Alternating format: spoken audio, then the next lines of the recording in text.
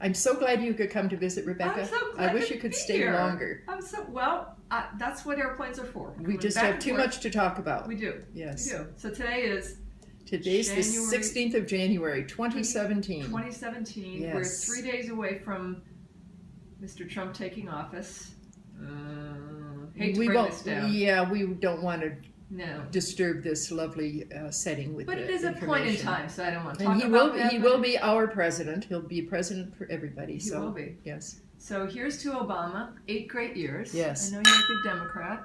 Cheers, Barack. Cheers, Yes. cheers Barack and Yes. Michelle and their beautiful girls. And Actually, I'm What an a class independent. act. I'm an independent. I'm an independent. I'm not registered. Yeah, I never vote for the person, or rather for the party. I only vote for the person or the issue. So, What are the issues right now that you are particularly interested in? that are going on right now. Yeah, just going on in the world right now. I'm kind of surprised that there's so much animosity regarding trade. I think we should be more open to trade. I think trade is a good thing. Trade between peoples, between countries. Trade is a good thing. I agree. So there's too much negative dealings with trade. I'm concerned with making immigration more feasible, coming up with a plan, a reasonable plan for immigration. We are, one thing that concerns me about that is that I understand that my father received his citizenship as a result of his having served in the First World War. And now we have children, young people who are serving in the service, in the military, who are illegal immigrants. And yet there is... I find that hard to believe, that somebody could be an illegal immigrant and still get in the service. Yes, Yeah, yes, but that's that happening.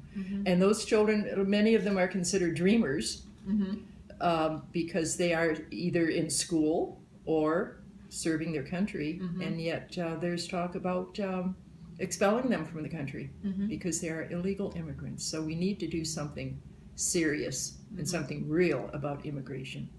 And something interesting that I found out about you recently is you're taking this class in citizenship. Yes, I am. So you're refreshing your knowledge of just citizenship. Citizenship in general. We should probably do that. We should probably force people to do that every time they renew their driver's license. It's a great idea. And you're meeting a lot of new immigrants. Yes, I certainly am. I've made some nice friends from Iran, from Hong Kong, from Lebanon, from Vietnam, two lovely ladies from Vietnam. And a lovely lady from Poland who is not interested in citizenship, but she was interested in coming to the class. And she was a very interesting young lady. And her husband? Her husband was here to participate in the Goldwater Institute, which is a think tank. Her husband has a think tank of his own, apparently, in Poland. So she was here with him while he was with the Goldwater Institute. And where in Poland are they from? Oh, she's written it down. Not Warsaw or Krakow, which are the only two cities that I ever remember. But another large city. I looked at on the map, and it was a large city. And for the family and friends that might be watching this, tell us about the other things that you're doing right now in your life. You've always done a lot of volunteer work. You've always had the 4 volunteer jobs that I know of. Well, my most favorite is working at a St. Vincent de Paul dining room. I do that on an average of twice a week, sometimes more than that, sometimes less. How long have you been doing And I always come away very thankful for what I have.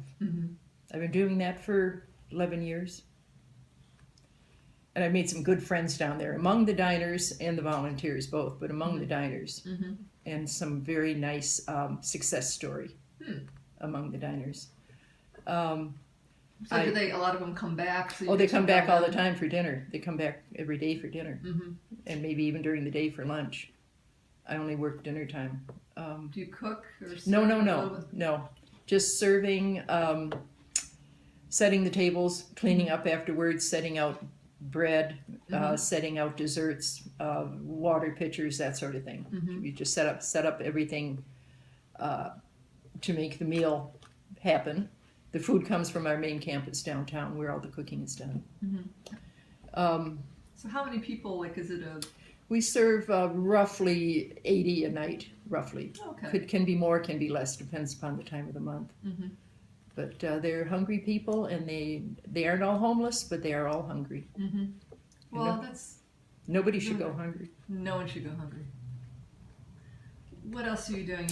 You're working on the foster care. Yes, I sit on a foster care review board where we review the care of foster children every 6 months.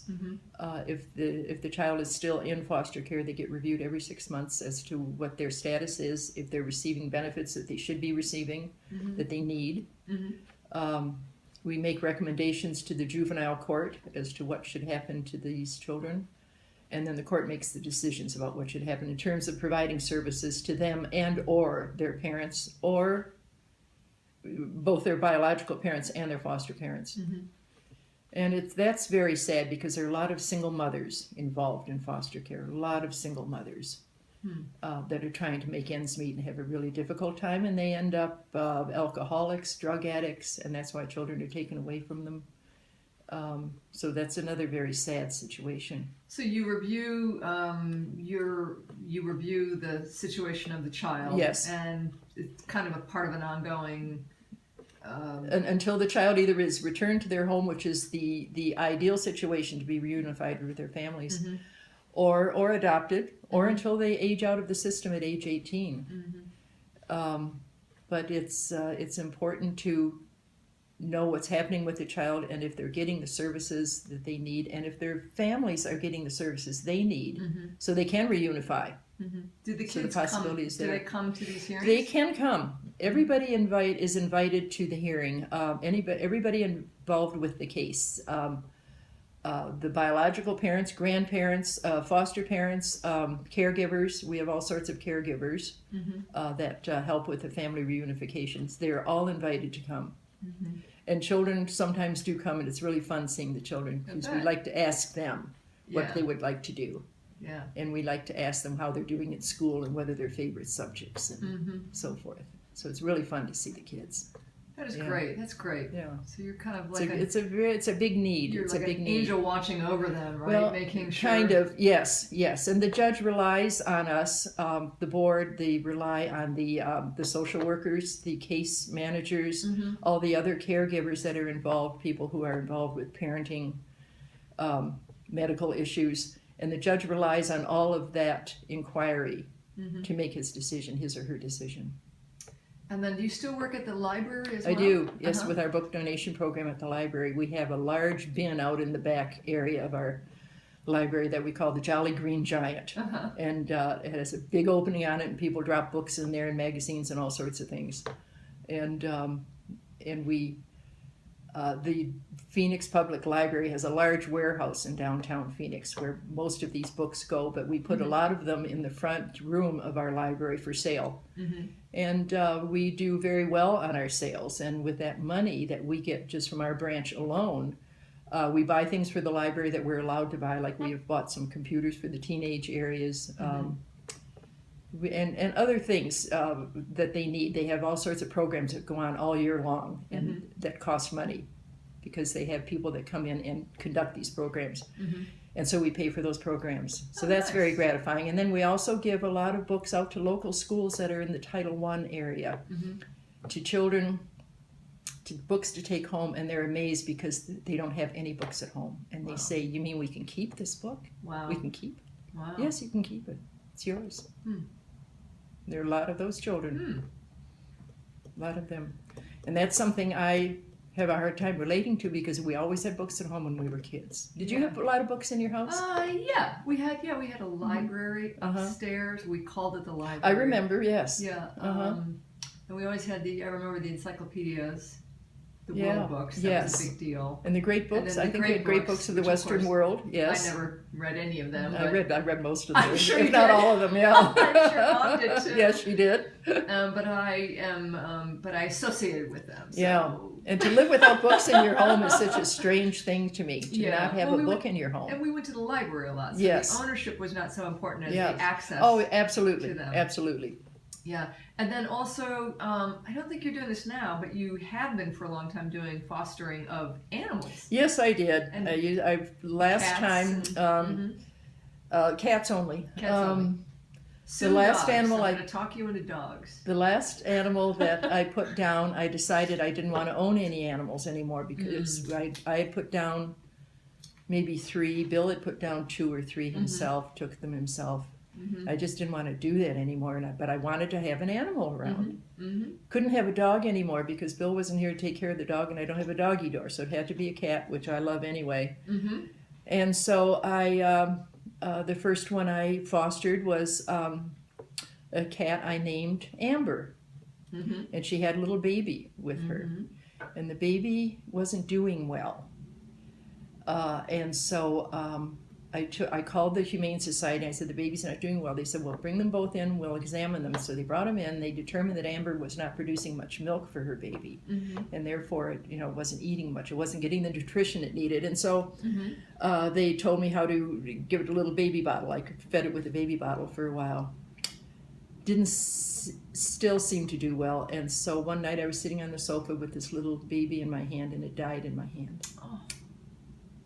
I could just tell it had taken its last breath. Oh. Well. That was very hard. And so I tucked it away on a blanket, and I put it in another room till the next day when I could call the Humane Society. And they said, well, bring it in, and we'll take a look. And at that time they said also, can you keep Amber until she's free of milk and so forth, so that we can spay her and put her up for adoption. I said, yes, I can do that. And this was in the fall, and late fall, and it was, I believe, when I was going to New York with you, perhaps. Did I have her at that time? Don't remember. I think it was because I took her to the vet to house her while I was gone out of town, and then I came back. Or it might have been a trip to Detroit. It might have been before that. I think it was a trip to Detroit. Anyway, I came back and called the Humane Society and said, are you ready yet? They said, yes, you can bring her in. And I said, well, it's getting close to the holidays, and she wouldn't be good around a Christmas tree. I think I ought to keep her till after Christmas, so nobody will adopt her who has a tree. And they said, well, you really should bring her in now. If she's ready to be spayed and adopted out, we really should bring her in now. So I said, okay. So I thought about it for a while, thought about it for a week or so, and I finally decided that I would adopt her. So she was my first foster failure, is what they call it. I failed at fostering, so I adopted her, and I named her Scarlet, and she's my current cat. Oh, of course. Okay. She's my current cat. So I named cool. her Amber originally because she has these beautiful golden eyes, but when I decided to keep her, I thought there really should be a Scarlet in the O'Hara family. So, absolutely. yes. She's gorgeous. Yes. Maybe we'll see her in this film. Yeah. So anyway, that's the end of my volunteer work. That's enough. That's enough. All right. We'll pause.